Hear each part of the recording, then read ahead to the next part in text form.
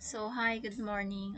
Today is papakita ko sa inyo kung paano natin lilinisin ang ating laptop, lalo na pag nagkaroon siya ng blackout screen. So, dahil nga nagkaroon ng ganun dahil sa marami ng mga files na naka-impact, so kailangan nating lilinisin gamit itong CCleaner. So, click lang natin siya. And then, click custom clean. And then, itong mga naka-blue na blue highlight, ayan po yung lilinisin niya, yung mga internet cache, cookies, download history, yan. And then, at iba pa dyan. So, para i-click mo lang yung run cleaner. So, mag-continue ka lang, tas mag-yes.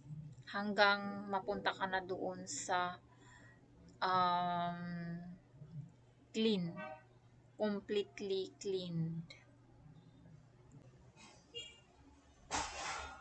So, ayan guys, na clean na natin ang ating laptop using CCleaner apps or browser. So, ayan lang siya. 100% na siya. 100% cleaning complete. So, ayan, ganito siya kapag na-clean up na. Parang panibago na yung apps natin. Parang ganun. So, ayan, ito. Yung Canva ko is nakalagay niyan kanina, ngayon is hindi na. So, kailangan ng sign up. So, ito, mag-automatic lang siyang um, lalagin.